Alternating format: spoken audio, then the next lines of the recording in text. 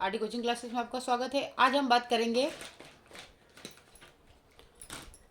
करेंगे त्रैमासिक परीक्षा 2024 11वीं का बायोलॉजी के पेपर की।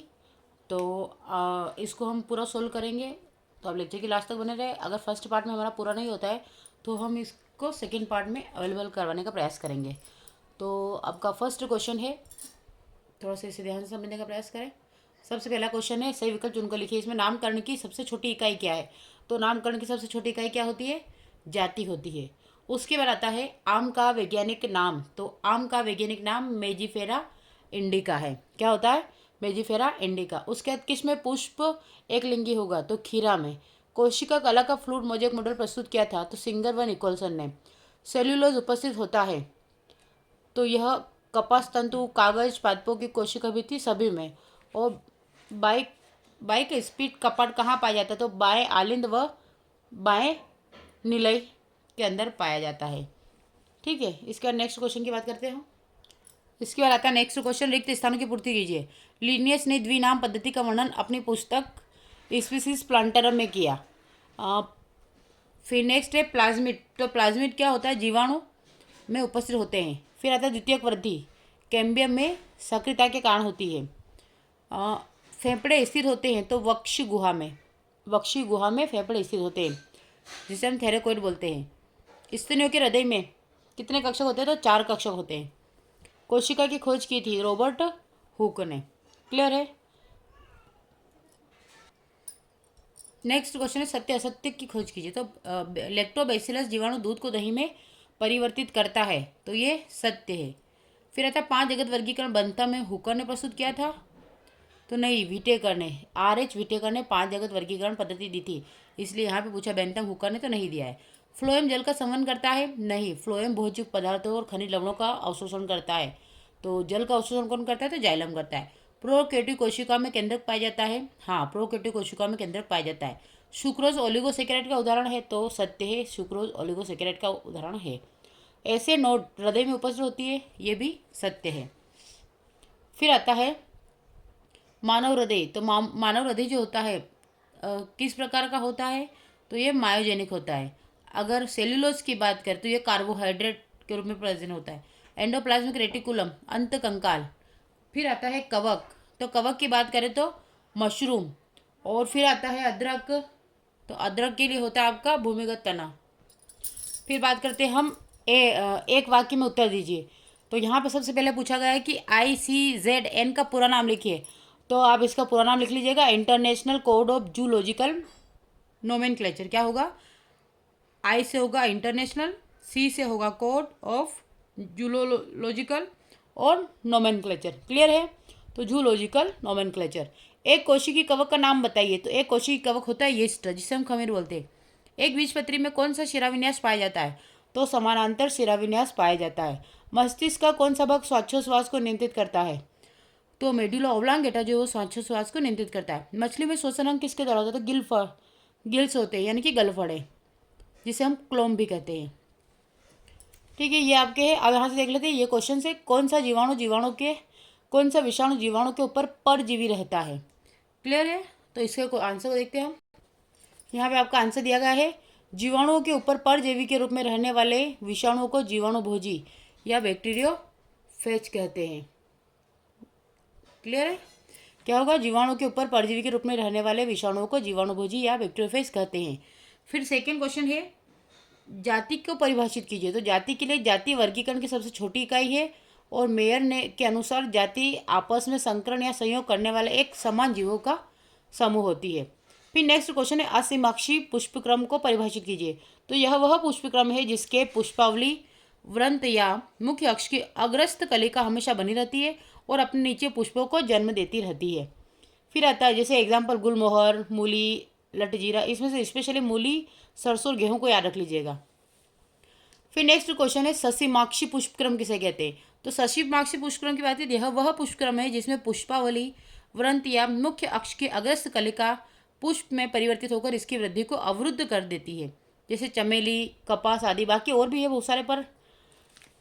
फिर नेक्स्ट क्वेश्चन है, रुधिर एवं लसिका, यानी कि क्वेश्चन नंबर 8 है, रुधिर एवं लसिका में अंतर स्पष्ट कीजिए। तो रुधिर और लसिका में अंतर देखें तो ये आपका रुधिर वर्ग आ जाएगा और ये आपका लसिका है, इसमें अंतर बताना है। तो आरबीसी पाए जाते हैं रुधिर में और लसिका में आरबीसी नहीं पाए जाते हैं।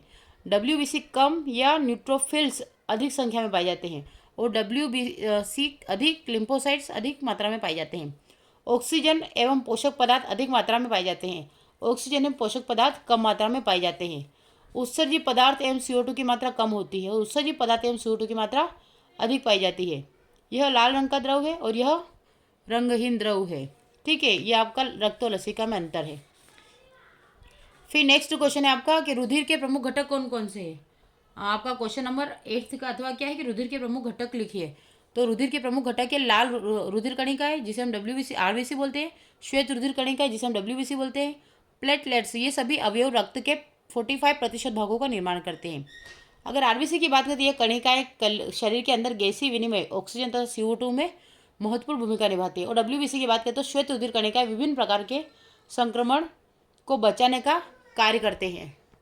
फिर तीसरा आता है प्लेटलेट्स। तो प्लेटलेट्स या थ्रोम्बोसाइट्स रक्त का थक्का जमाने की क्रिया में महत्वपूर्ण भूमिका निभाते हैं और प्लेटलेट्स की संख्या में कमी होने पर थक्का जमने की क्रिया धीमी पड़ जाती है, जिसके कारण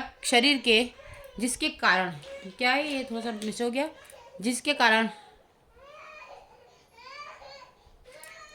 कारण शरीर के कटे हुए हिस्से से रक्त का बहाव अनवरत जारी रहता है।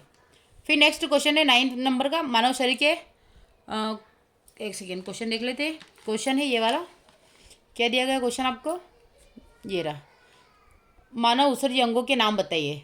क्या दिया है, मानव उत्सर्जी अंगों के नाम बताइए। तो हम इसका आंसर देख लेते हैं, मानव उत्सर्जी अंगों के नाम।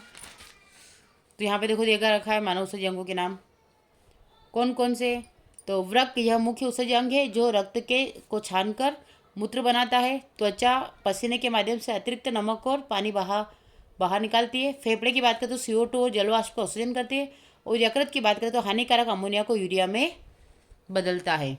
फिर आता है अमीनोटेलिज्म। तो अमीनोटेलिज्म वह उत्सर्जन है जिसमें जंतु प्रोटीन उपापचय के बाद अमीनो अम्लों के ऑक्सीकरण से बनी अमोनिया को इसी रूप में उत्सर्जित यानी कि शरीर से बाहर करता है, जैसे अमीबा, पैरामीशियम, यूग्लिना, सिलेंट्रेट आदि।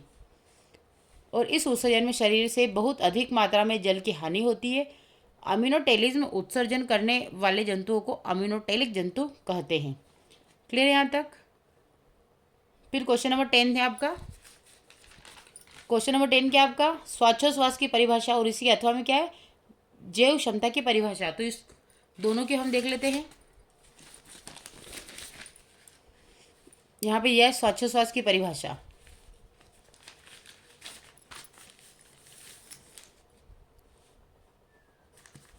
वातावरण से ऑक्सीजन युक्त स्वच्छ वायु को शरीर के भीतर ले जाने तथा कार्बन डाइऑक्साइड युक्त दूषित वायु को फेफड़ों से बाहर शरीर के बाहर निकालने की भौतिक क्रिया को श्वासोच्छ्वास कहते हैं। जैव क्षमता की बात करें तो यह वायु का वह अधिकतम आयतन है जिसे व्यक्ति एक बार में निःश्वसन के दौरान ग्रहण और निःश्वसन के दौरान त्याग करता है। यह नर में 4500 ml तथा मादा में 3000 मिलीलीटर के बराबर होता है। इसका नेक्स्ट क्वेश्चन 11 वाला, पौधों में पूछा गया कि पौधों में जड़ों के प्रकार बताए। तो पौधों में जड़ों के 2 प्रकार होते हैं, कौन सा होगा, एक तो मूसला जड़ तंत्र होता है और दूसरा झकड़ा जड़ या अपस्थानिक जड़ तंत्र होता है। कौन सा होता है, अपस्थानिक जड़ तंत्र होता है। तो इसमें एक मुख्य जड़ होती है जो सीधे नीचे की ओर बढ़ती है। इस मुख्य जड़ से छोटी छोटी पार्श्व जड़ें निकलती है। एग्जाम्पल की बात करें तो जैसे आम, चना, सरसों, मटर आदि। और अगर झकड़ा जड़ की बात करें इसमें कोई मुख्य जड़ नहीं होती है और तने के आधार से एक साथ बहुत सारे पतली पतली धागे जैसी जड़ें गुच्छे के रूप में निकलती है, जैसे गेहूँ, धान, मक्का आदि। और इसी के अथवा में एक और क्वेश्चन दे रखा है आपको, जड़ के कार्य बताइए। तो सबसे पहले जल और खनिजों का अवशोषण करती है। क्या करती है, जल और खनिजों का अवशोषण करती है। तो जड़ें मिट्टी से पानी और आवश्यक पोषक तत्वों को सोखती है और उन्हें तने के माध्यम से पौधे के अन्य भागों तक पहुंचाती है। और फिर दूसरा आता है पौधे को स्थिरता देना। तो जड़ें मिट्टी को मजबूती से जकड़ कर रखती है जिससे पौधा जमीन पर सीधा खड़ा रहता है और तेज हवा या पानी के बहाव में गिरता नहीं है। तो आज के लेक्चर में हम इतना ही करेंगे। इसके आगे क्वेश्चन नंबर 12 से लेकर तो क्वेश्चन नंबर शायद आपका क्वेश्चन नंबर होगा क्वेश्चन नंबर 20 है लास्ट, ऑक्सीजन अनऑक्सीजन शोषण। तो ये सारे क्वेश्चन हम 1 बाय 1 करने का प्रयास करेंगे सेकेंड पार्ट में। तो आप लेक्चर के लास्ट तक बने रहे और अगर लेक्चर अच्छा लगता है तो लाइक करें, शेयर करें, सब्सक्राइब करें। और ये वाले आप चाहे तो इसका स्क्रीनशॉट ले लीजिएगा ताकि आपका मिस ना हो। क्लियर है? ये सारे आपके हमने यहाँ तक करे हैं। 11 नंबर का जड़ों के प्रकार को तो परिभाषित कीजिए और जड़ के 2 कार्य लिखिए। क्लियर है? हम अगले लेक्चर में क्वेश्चन नंबर 12 से लेकर क्वेश्चन नंबर 20 तक करने का प्रयास करेंगे। Thank you for watching.